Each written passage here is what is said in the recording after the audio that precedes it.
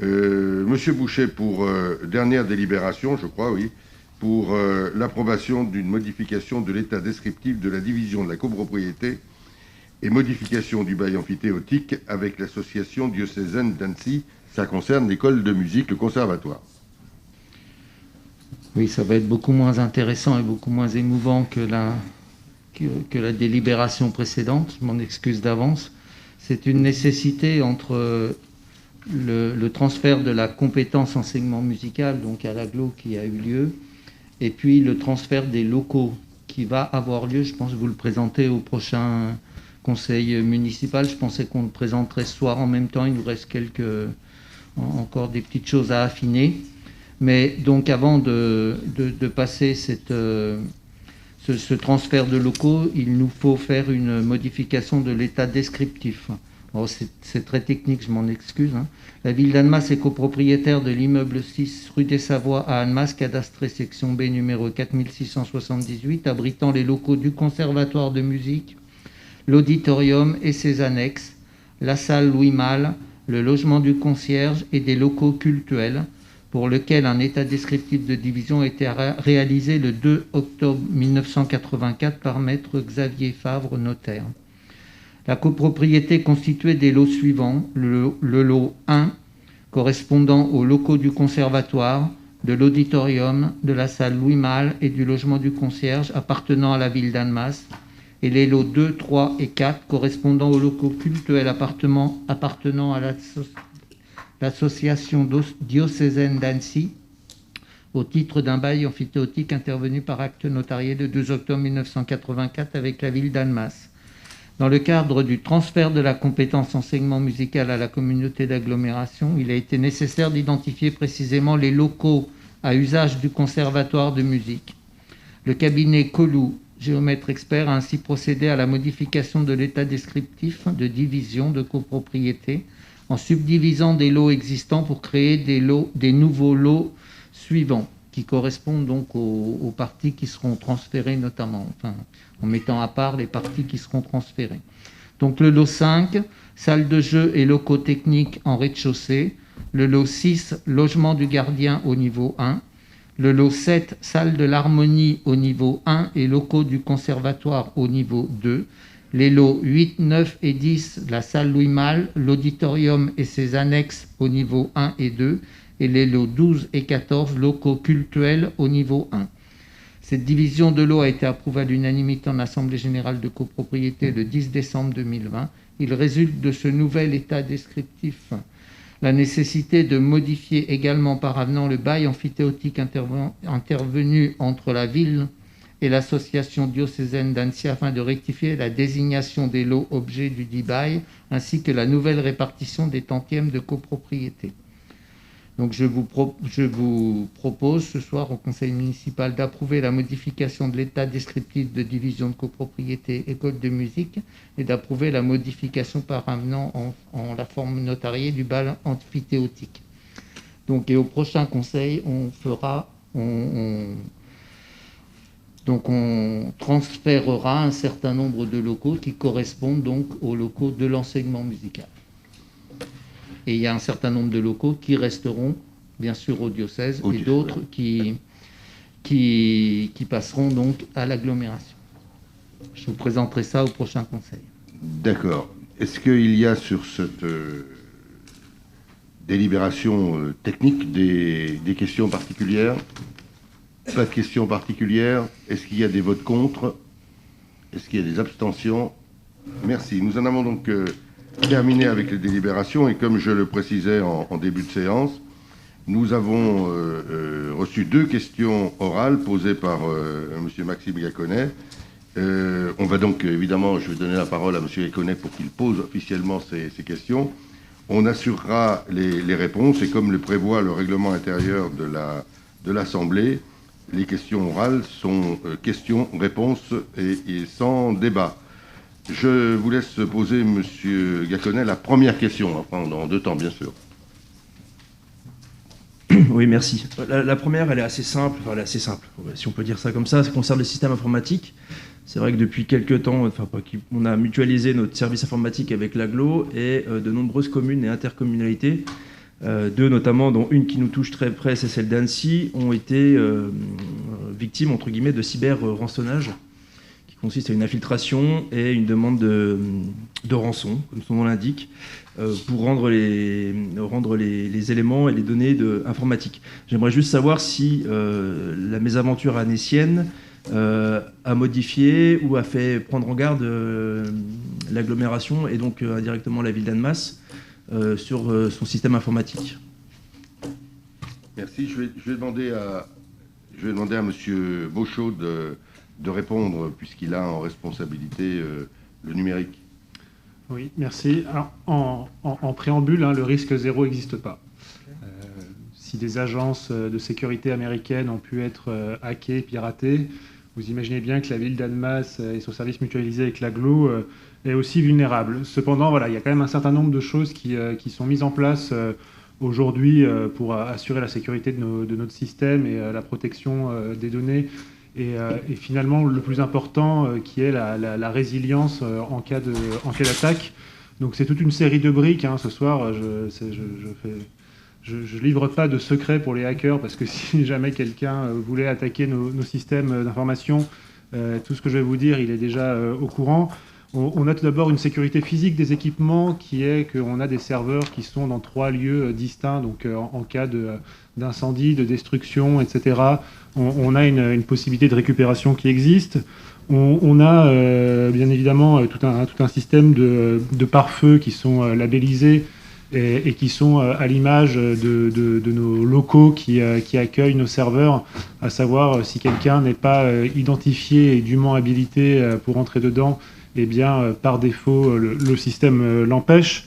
On a toute une série de réseaux locaux virtuels qui permettent aussi de cloisonner nos informations et de ralentir au maximum en cas d'attaque la progression de l'attaque sur l'ensemble du système.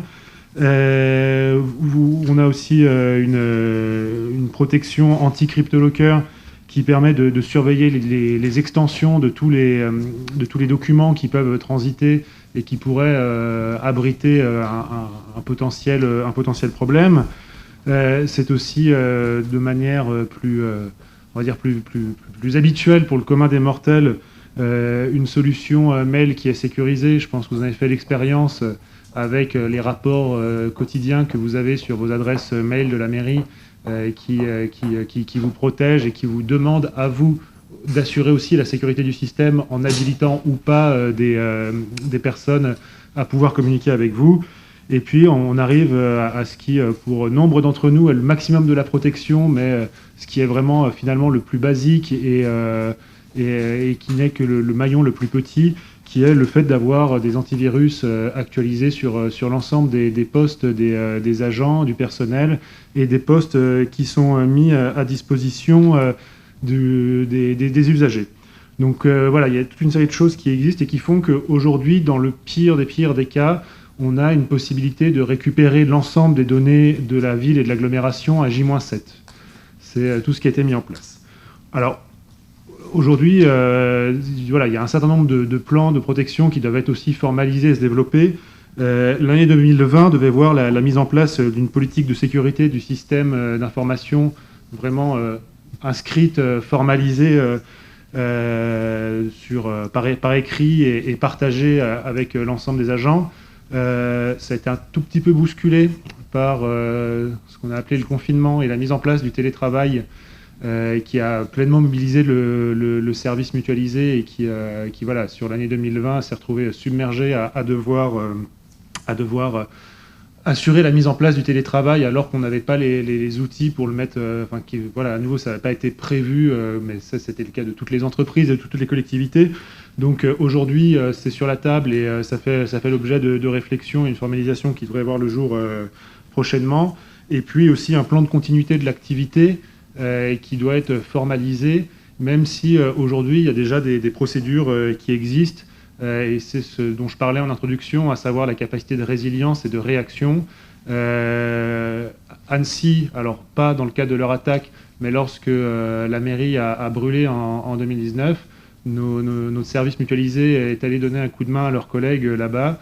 Et si demain, il devait se produire la même chose qu'à Annecy, le service aujourd'hui assure qu'à 24 heures après un éventuel sinistre ou une attaque, ils sont aujourd'hui en capacité de rétablir l'ensemble du système. Donc voilà, c'est quelque chose qui requiert quand même notre attention, qui est aujourd'hui assuré, et je pense que la mutualisation a été une chance pour cela. Aujourd'hui, on a un service qui est structuré, qui fonctionne très bien. Souvent, on a voulu voir la mutualisation que sous l'angle des économies qu'on pouvait faire en termes de finances. La mutualisation, c'est aussi mettre en commun et atteindre j'ai envie de dire, une taille critique pour avoir du personnel très, très qualifié et qui est capable, dans différents domaines au sein de sa spécialité, d'intervenir.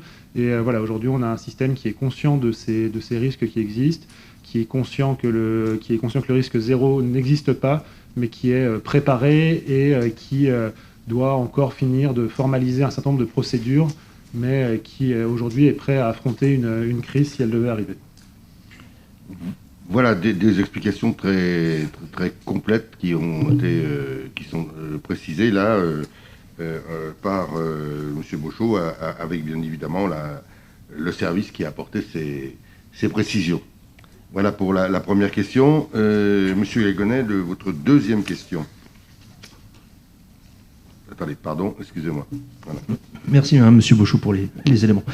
La deuxième question, on a la chance à Annemasse d'avoir de nombreuses associations solidaires, on va appeler sociales et solidaires.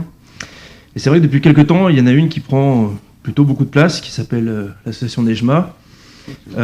Et c'est vrai que pendant cette fin d'année, on a pu constater, on était spectateur en fait d'une querelle entre la commune et cette association au sujet d'un local qui leur a été octroyé, puis retiré, puis réoctroyé.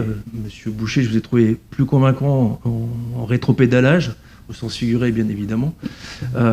L'idée n'est pas d'être leur avocat, puisqu'ils savent assez se défendre, mais c'est vrai que j'ai quand même l'impression d'avoir une part de responsabilité dans ces échanges, puisque le soutien un peu trop marqué peut-être de cette association à notre liste leur joue peut-être malheureusement parfois des tours. Donc voilà, j'aimerais déjà avoir une clarification par rapport à ce local. Est-ce qu'il leur est attribué, pour combien de temps? Et enfin, je me permets juste de compléter. J'ai lu dans un programme électoral annemassien un très bon point, qui était l'installation d'une école gastronomique au sein de la maison Nelson Mandela. Et je pense qu'il serait peut-être intéressant de piquer cette idée pour la majorité, de pouvoir installer une cuisine intéressante au sein de la maison Nelson Mandela, pour permettre à chacun, à toute association qui œuvre entre guillemets pour les SDF ou les personnes les plus fragiles, de pouvoir réaliser des repas sans forcément que ça rentre dans leur bien personnel et dans leur appartement. Voilà. Merci. Vous apportez une information nouvelle et importante, je l'enregistre, que Nejma est une association qui soutient la minorité du Conseil. Très bien, c'est une information officielle. Moi, je n'avais pas cette information, merci de l'apporter. Mais ce n'est pas moi qui vais répondre, parce que c'est en effet M. Boucher qui, avec d'autres élus, ont suivi ce dossier de près, et je pense qu'il faut qu'on en reste... c'est sans débat, monsieur Jalal, hein, je suis désolé, c'est clair. Donc je laisse la parole à monsieur Boucher. Oui, enfin, bon, puisque vous nous l'aviez envoyé par écrit, monsieur Gaconnay, alors j'ai pas la deuxième partie que vous exprimez n'était pas dans la question, donc j'ai pas préparé de réponse particulière sur... c'est une idée, effectivement, mais c'est je pense, pas le sujet de la question. Le sujet de la question, si j'ai bien compris, est plutôt nos rapports avec l'association Nejma Étoile Solidaire. Vous parlez effectivement de rétropédalage, rétropédalage peu convaincant dans le Dauphiné libéré. C'est ça que vous m'avez attribué.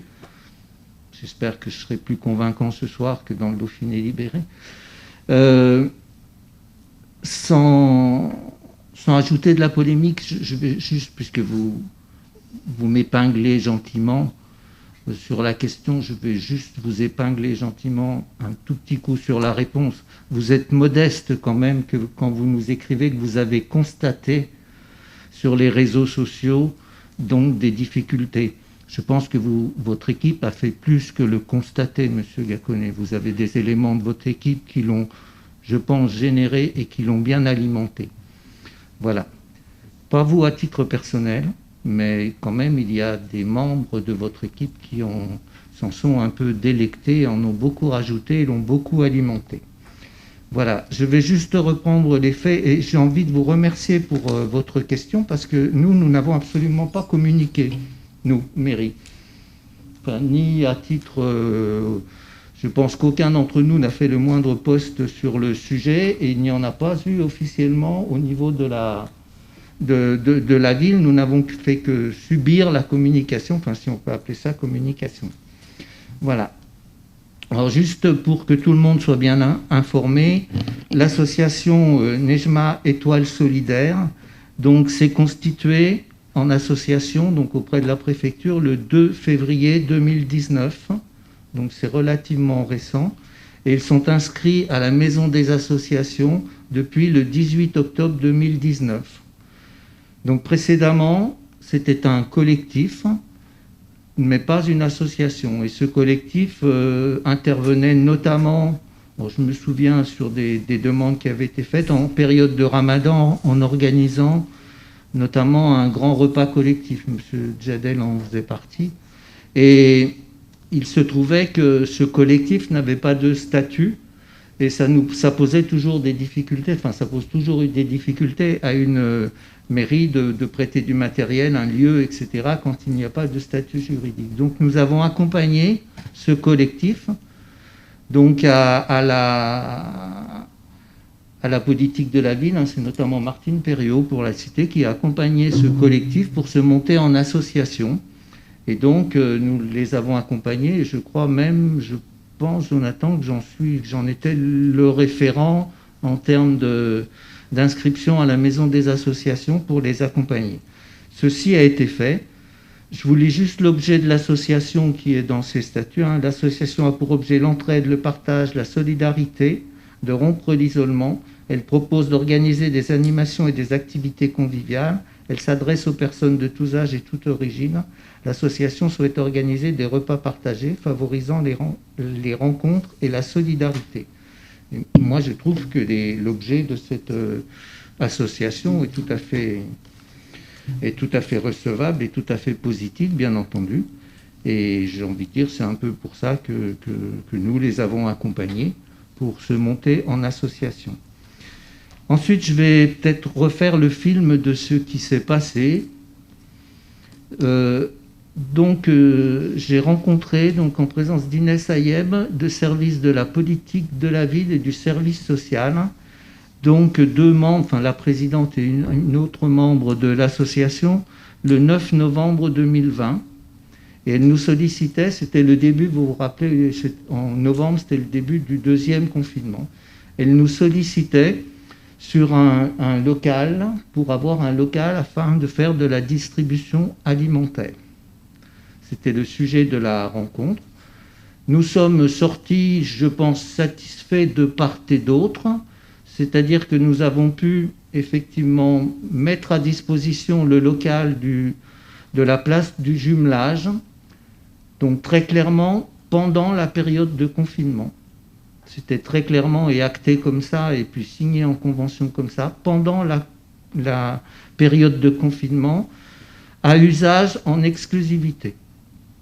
C'est-à-dire que les autres associations ne pouvant se réunir pendant cette période de confinement, ils pouvaient avoir l'exclusivité de ce local, qui est, je le rappelle, un local associatif mutualisé. Il y a d'autres associations qui œuvrent dans ce local.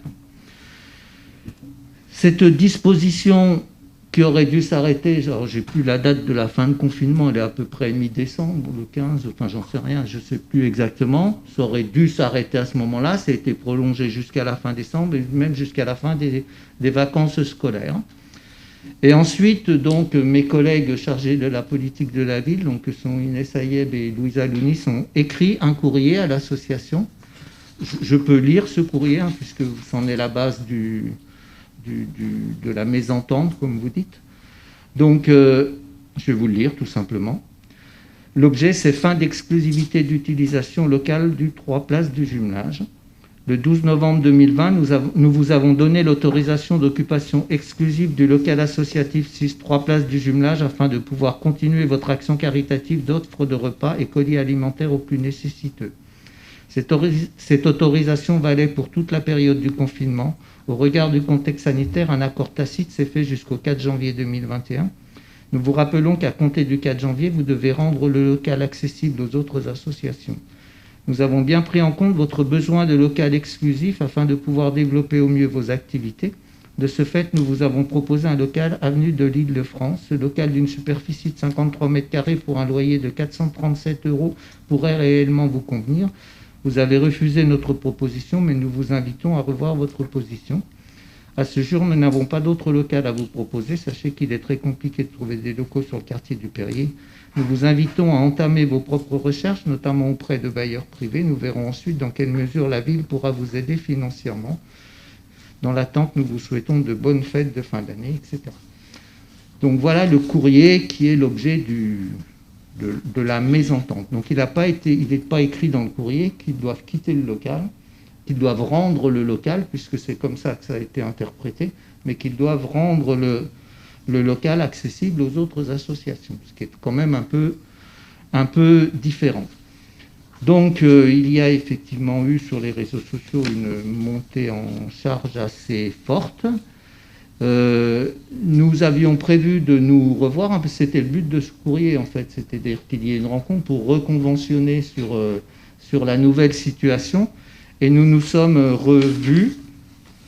Donc j'ai là, cette fois-ci, on a fait un compte-rendu pour être bien sûr de ce qui se disait, ce qui se faisait.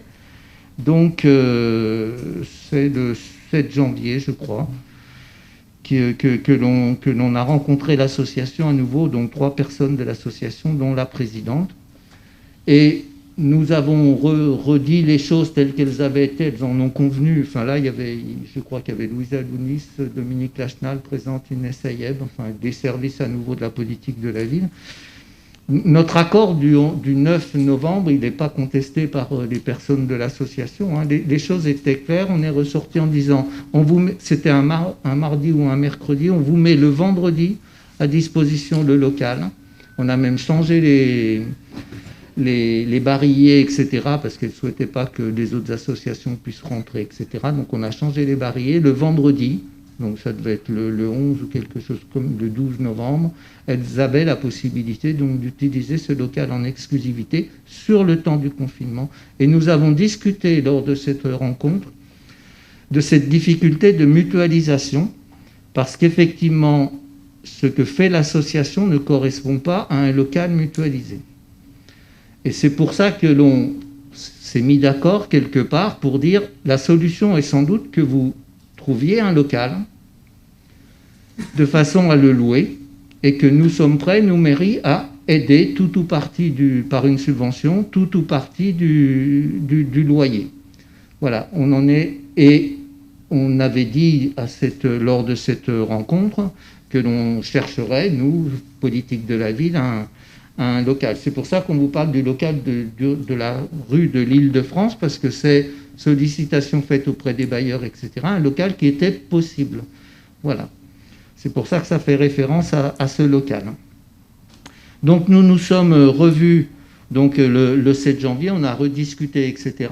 La situation au 7 janvier restant la même, c'est-à-dire que même après la levée du confinement, etc., les associations n'ont toujours pas la possibilité, autre que des associations qui font dans, entre guillemets, je vais dire humanitaire ou distribution de denrées alimentaires, donc n'ont pas le droit d'occuper le local. On se retrouve dans une situation donc, qui a été prolongée. Alors, j'ai à nouveau la convention qui est là. Elle est prolongée et c'est encore écrit, hein, donc ça peut être sujet de mésentente à nouveau. Hein. C'est-à-dire que c'est jusqu'à ce que la fin de cette période sanitaire s'arrête. Je souhaite que ça s'arrête le plus rapidement possible, ça n'en prend pas vraiment le chemin, j'ai l'impression. Mais enfin, pour l'instant, notre accord est sur la base d'une occupation en exclusivité, donc l'association peut aller tous les jours dans le local et faire 3 distributions alimentaire dans la semaine. C'est ce qui convenait donc à l'association. On est sur cette convention donc, qui est signée là par l'association. Ça veut dire que le problème peut se reposer à nouveau. Il n'est pas résolu. C'est-à-dire qu'il faut, je pense que, je vais dire, j'en ai même discuté à un moment avec une personne avec qui je discute assez peu en général, qui est Virginie Dumy-Muller.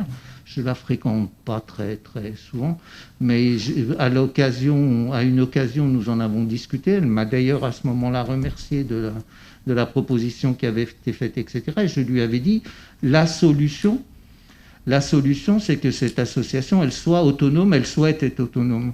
Je veux dire, on lui a proposé de rentrer dans des fonctionnements municipaux, etc. Je pense que ce n'est pas son souhait. Elle souhaite être autonome et faire... Je respecte tout à fait ça.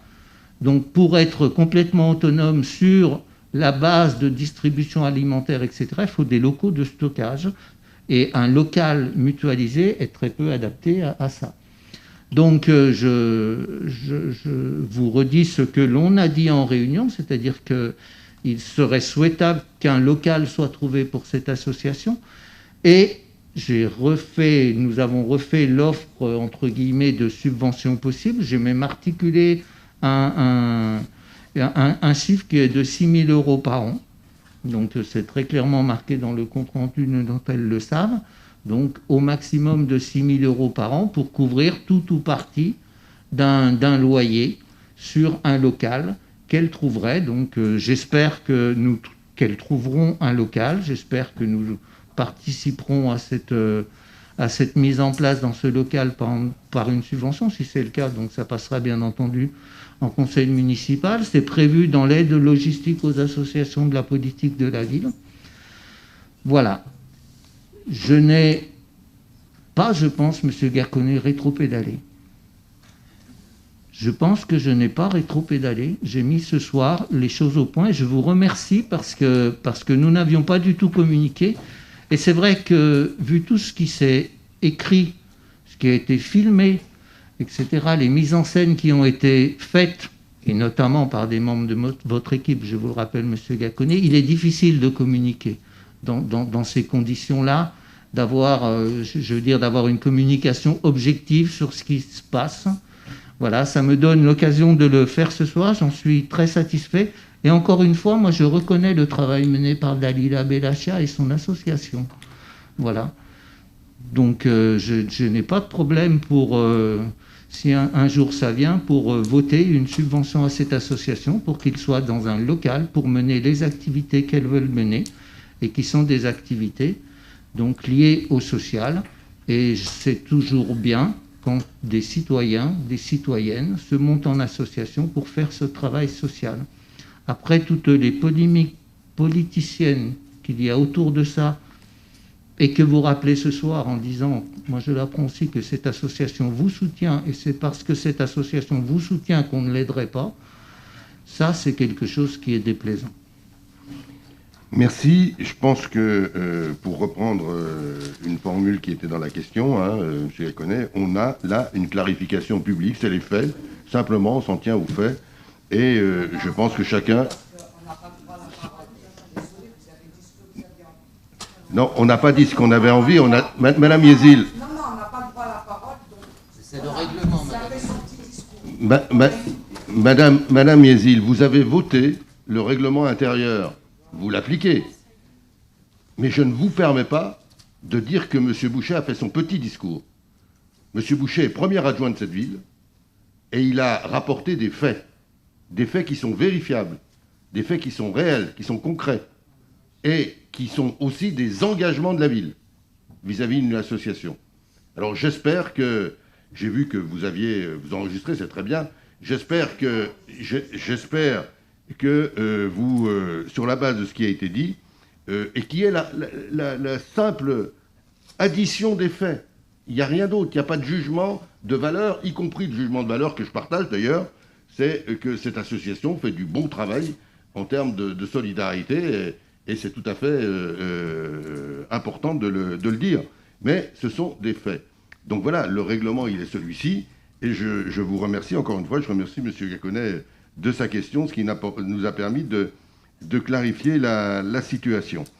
Je vous remercie pour ce conseil municipal. Je vous rappelle que le prochain a lieu le jeudi 4 mars et il y aura notamment le débat d'orientation budgétaire lors de ce conseil.